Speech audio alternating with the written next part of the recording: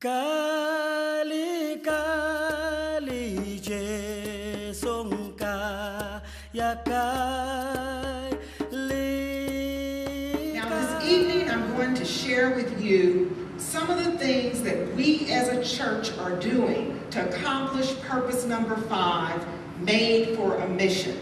Now here at Grace Church we have 2 global outreach ministries or efforts. One is in Mexico and the other one is in South Africa. And I'm going to begin with South Africa. Now, why South Africa? Because interestingly enough, South Africa is filled with some of the most beautiful landscapes imaginable. There are majestic mountains, there are wonderfully carved out gorges, there's all kinds of exotic plants and African wildlife, and then it's those beautiful beaches off the ocean. The Indian Ocean are there. But yet, you know, through all of that beauty lies a world filled with poverty and disease. In 2009, an estimated 5.7 million South Africans were living with HIV and AIDS. I want you to think about that. To put that in perspective, over 37% of the Zulu population is infected with HIV and AIDS. According to recent statistics, 1 out of every 4 adults is unemployed. 1 out of 4. And a stunning 61% of the population is living in poverty. Now, the age bracket most likely to contract and spread AIDS is among South Africa's younger adults, which means it's not uncommon to find 1 or more children without parents, whose parents have actually died from AIDS.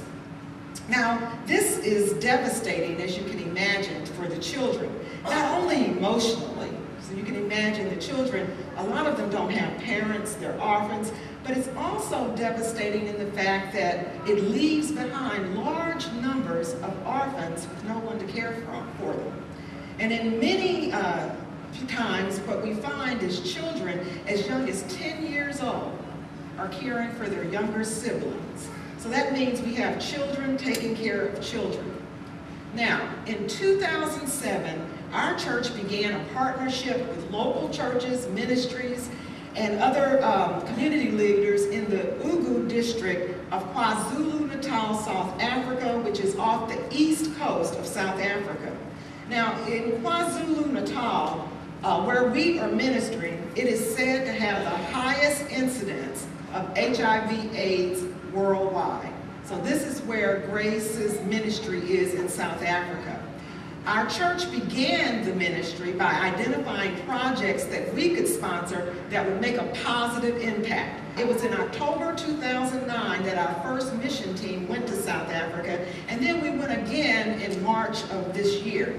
The October team helped build construction, and the March team helped serve people, building relationships and showing the people God's love.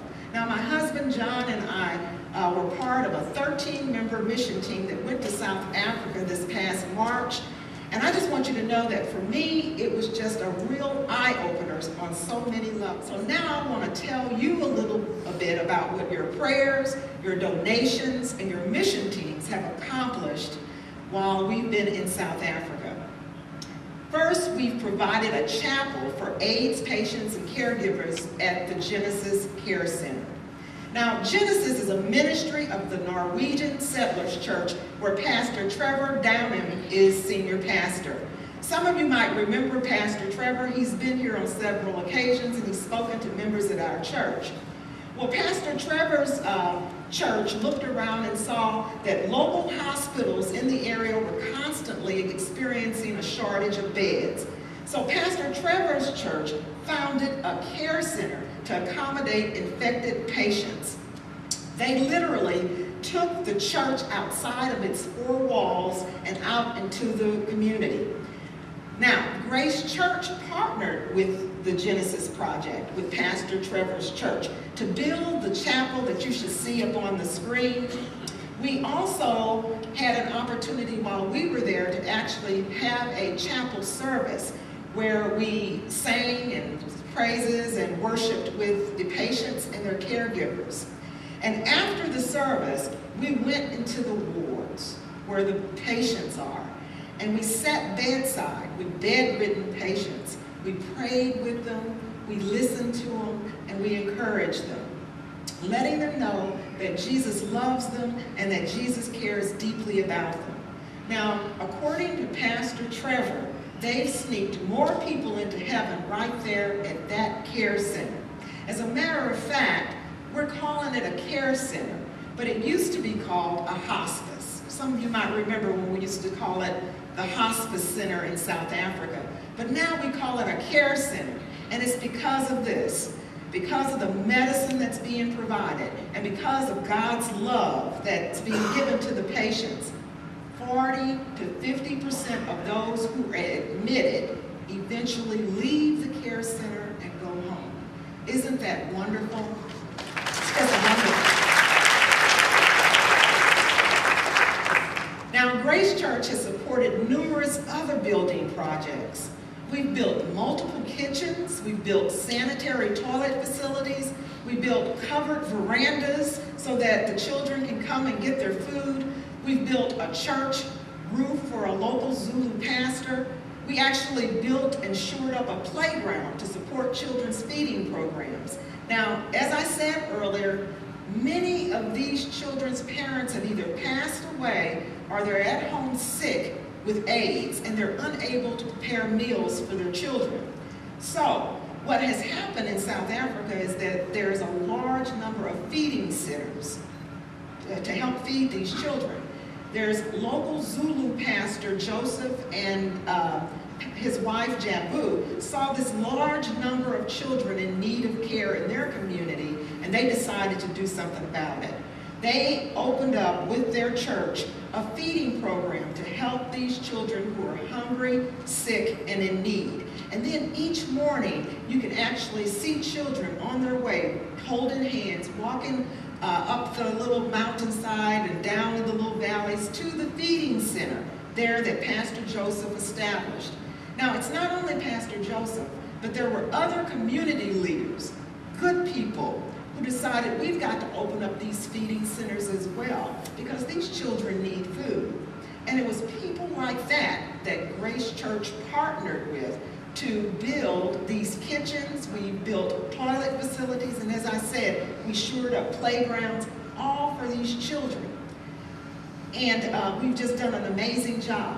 While our team was there, we actually visited 3 different daycares that Grace Church supports. We had the honor of joining with Pastor Joseph's church to dedicate a new kitchen that Grace Church had built. And you can see some of that construction. You should be able to see some of the kitchen works and the veranda that we've done. We've done an amazing job. Now, Grace has also purchased several vehicles to support rural ministries in South Africa. Pastor Joseph uses a truck purchased and maintained by our church to travel and minister in rural areas. You see, Pastor Joseph has about 5 or 6 churches, and they're all located in very rural areas of South Africa. So the vehicle that we provided him gives him an opportunity to travel around to the various churches and to the people. He can pray with the sick. He can give them communion if they need it. In fact, he is doing God's work using a vehicle that we provided. And then there's another ministry there. It's called Two Tunics that we've partnered with. And we purchased a vehicle for Two Tunics as well. And what they do with their vehicle is they distribute food to orphan children, vulnerable elderly people, and to sick people. And you know, while we were there in South Africa, we had a chance to participate on one of these feeding missions or home care visits. We traveled to rural areas in the truck, and I just want you to know that these were really rural areas. There were times when we made turns into what looked like weeds and no street, you know, just turning into no path or nothing. I'm wondering, how did he even know to make a left turn there? And there were times when we were up hills and up so high, I just could not believe, and I think you see a picture there where there are people living up high on top of a mountain. They're squatters, poor and homeless. Well, we went up there, we prayed with people, we encouraged these people, we listened to them. Like I said, we handed out food, and we showed them God's love, which was most important. Our church has also built relationships with a local school there, and we've served several daycares. While we were there, our team provided age-appropriate education on HIV and AIDS, and we also had several people who talked about abstinence to elementary school children. You would have been really, really proud of our folks who did those talks. We handed out school supplies, snacks, soccer balls, donated by members of our church. And if you know South Africa, I think you probably know that soccer is kind of important in South Africa. And so when we handed out these soccer balls, you can just imagine the children's eyes just lit up to see those soccer balls. We also had an opportunity to outfit kids with Tom's shoes. Have you ever heard of Tom's shoes? Some of you might have heard of them. And these are children that came to the care center. Some of them had no shoes at all. Some of them had shoes that weren't the right size or that were run over. But we had an opportunity then to fit the kids in Tom's shoes that day. During the trip, I had an opportunity to conduct a 2-day adult Bible study to Pastor Joseph's church members. We provided Bible study materials, and we joined Pastor Joseph's church in praise and worship, which was very different from the praise and worship that we have here at Grace Church. But together with our praise and worship team, along with the Zulu praise and worship team, we had a wonderful time. And in case you're not aware, the Zulu people can really harmonize. They have beautiful voices, and they love to sing. Now, at this point, you might be thinking to yourself, I can't use a hammer and a nail. I'm not a praise and worship singer. I can't lead a Bible study. And not only that, I can't take care of sick people because I'm not a healthcare professional. So what can I possibly do if I were on a mission trip like that? Well, the most important thing that you can do is very easy, and it's very simple. You can share God's love. Look at this. Orphaned and vulnerable children are in desperate need of something as simple as human touch, something that we get every day, you know, those hugs. It's amazing what human touch does to uplift spirits. So guys, we held children, and we fed children, and we read to children, we encouraged children, we played with children, we actually danced a little with some kids, and then we had Perky the Clown from Grace Church's Clown Ministry. She clowned around with children. God does an amazing thing to your heart on mission trips. You know, serving and sharing God's love with people in need just enlarges your heart. Something awesome. And it expands your vision. You know, you just I can't even begin to describe to you how good you feel on the inside. And also, you know, you begin to think about the problems that we have here in the United States. And then you look at these problems that people have there, and it helps you to put things really in perspective and realize that we are really blessed right here in the United States. And as you can see now, our church has provided much needed support in South Africa. You know, as a matter of fact, my husband, when we returned, I just love the way he said it. He said, we're back in the United States, but our hearts are in South Africa. Now, Grace team leaders are planning another trip to South Africa for sometime next year, so stay tuned. And I encourage you to consider making plans to go with us next time. You'll have a wonderful time.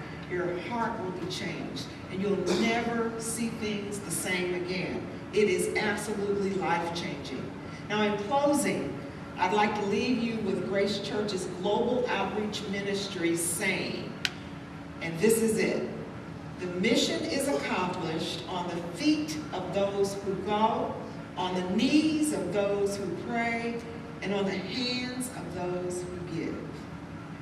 Kali kali je songka ya kali